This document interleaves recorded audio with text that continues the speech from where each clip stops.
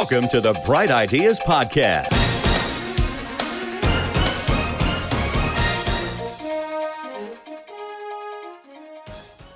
Over the last couple of weeks, I've been interviewing several of your competitors, and I stumbled into this because like a couple months ago, somebody shared an article with me that was on, I think, Marketplace Pulse or something, and how you and your flock of competition, of which there are an increasing number of, collectively raised north of $1 billion in about a 6 or 9 month period, I think is what it was.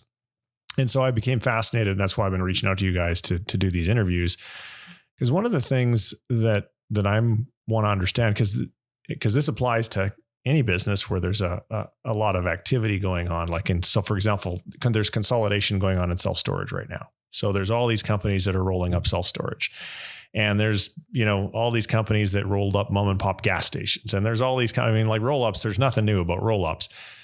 So now there's this huge amount of activity in the Amazon FBA space, and you were, near as I can tell, one of the earlier companies, but now there are many, which suggests to me that a good time to be a seller. But man, what an incredible feeding frenzy for you guys, which would also maybe suggest that there's a lot of companies who are going to pay way too much money, and their investors are going to get absolutely effing creamed as a result of it.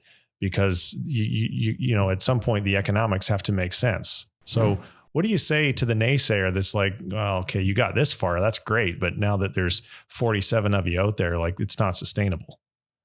Sure. Well, I will say this, and I could literally spend hours talking about this topic. On the highest level, I look at it is simply this way: is we've built a market ourselves, right? In a lot of ways, we created this gold rush, so to speak.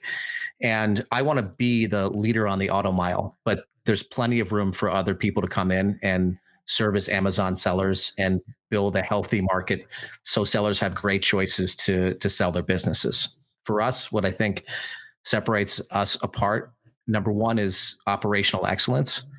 Number two is a preponderance of expertise, knowledge, wisdom. And the core of our team is just so incredibly fantastic. And I tell people this all the time, whether I'm in Clubhouse or I'm doing podcasts, I wish you could just sit there in our senior management meetings and our operational meetings and see how far ahead of the market we are in terms of our operational capacity, our goals, and our strategy. So for me and for the rest of the company, we're not really worried about competition. We're going to focus on being the best operators ourselves. We understand that our 60-person M&A team, who can close 4 deals in a day, will have the capacity to outrun anyone else who's just trying to get their toe in the water now. 2 years behind us is a lifetime. Yeah. Right. And for me, what's really what I worry about most is most of the investors, they'll end up doing fine. I do worry about sellers going with someone who's sort of in the gold rush, who needs to deploy capital, right? And who has zero operational experience. And if you have zero operational experience in the Amazon game, you can get really, really hurt. It's a very challenging ecosystem to navigate. And I just heard a story from Tom Wang, who's a pretty famous guy in the Amazon space. We had him on our podcast a few weeks ago. And he said he had a friend who sold a business, got a nice multiple, and the day they closed, the leader of the business called him up and said, "Hey, so what do we do now? How do we get your account?" They'd never run an Amazon business before. They had zero operating knowledge. And to me, that creates a very scary space, but also an exciting space. So we have some structural advantages too that I think are just compounded by all this. So our ability to have the supply chain expertise that's beyond anything our competitors have, or to be able to launch 500 products in a year, or to have 80 people who can just do branding, or to have our debt, frankly, be cheaper than anyone else in this space. All of these create sort of like something akin to the Matthew principle, right? Which is sort of like, to those who have everything, everything will be given.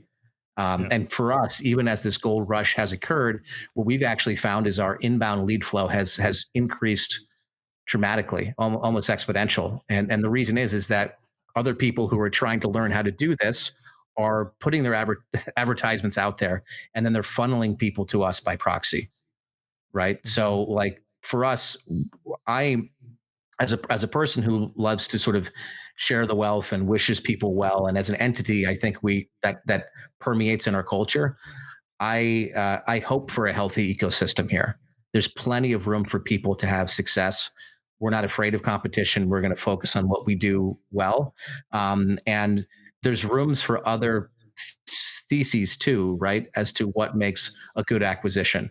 So something that might not be great for us might be great for someone else, and I hope that the market flourishes. But I think we're going to see a gold rush of sorts, a bubble, particularly on the lower end of our acquisition schedule, which would be that our original core base, the $1 to $3 million businesses. I think we're going to see a little run on multiples in the next year until what's going to happen is that a few people are really going to mess up, and then the investor community is going to get cold feet, and some of that capital is going to go away. That's likely what's going to happen, and maybe not. But for us, our influx of leads, our funnel has never been greater by a wide margin. So we see this as just not a mercantile pie where it's a fixed pie. It's just a forever growing pie of this interest in this will lead more sellers who enter the ecosystem, which will lead to more $1 million sellers, which means more business opportunities for everyone who's operating correctly. And COVID has accelerated e-commerce by about 5 years. So your pie just got a whole lot bigger, a whole lot sooner. So in a minute or two, we're going to talk about things that people who own brands today are going to be interested in, or people who are even thinking of starting brands that they would one day like to sell to you. But first, I want to put my devil's advocate, or yeah, I guess that's the right expression, hat on for a minute, and just say, a minute ago you mentioned, the seller he sold to an inexperienced acquirer or aggregator, but he got his check. Who cares? He's got his money. Are you guys, or are there earnouts on most of these deals, and they've got to hang around for a while? And so it is a big deal who you sell to. That's the catch. I'm sure there are a few people out there who are maybe getting crazy upfront multiples, but that's not how this game is being played. Nor, if you operate with someone like us, is it generally beneficial? So I'll break that down a little bit for you. So most deals have earnouts attached to them. And so there's a stabilization payment that's sort of like, hey, we'll give you this multiple up front, but the rest is sort of over a period of 2 years. Yeah. But if these people have zero operational experience, they're going to need you to hold their hand for months, maybe a full year. And whatever your next project or life goals are, you're going to be tied to just literally teaching someone from a fool and hoping to make them into a hero, which is not an easy thing to do. And you're going to, perhaps put yourself in a position that's not really ideal. For us, we offer a couple of things. The general concept is that you can just sell your brand to us, and if you want to, just drop the keys off. We also, if people want to be engaged and continue with their brand and give support, we'll welcome that. But for the most part, we have the experience of running 100 brands. So we know how to operate an Amazon business, and we can do things that a lot of people can't do instantly. You're tying into our supply chain optimization, our world-class PPC team. You see if it's a direct consumer fit, we'll get a website spun up. We'll put you in our product launch program. We'll tie in all of the other advantageous relationships we have in various other communities that will lead to positive traffic to your listings. And that's why our average company grows at a rate of 158% in the first year after we acquire it, because we tie it in. And that's why we encourage, and I've always encouraged people, even from day one when we didn't have the experience with us, because we have all this operational expertise, you want the earnout, because we're going to grow your business. And when you actually do a deal with us, maybe there's a little bit less upfront from someone else who's reaching to pay you, but you're going to have something that's the most stable, that's the most easy to transfer and move on with your life, whatever you want to do.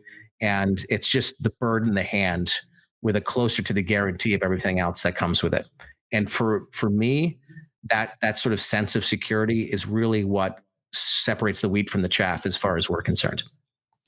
And that's not unlike stuff that Warren Buffett has been quoted as saying for years and years and years is be the best buyer in the marketplace. Spend years building your reputation so that, when someone wants to sell, they look at you and they think, well, I want to sell to Warren because I know my business is going to be in good hands. I'm going to be in good hands. The future is going to be bright.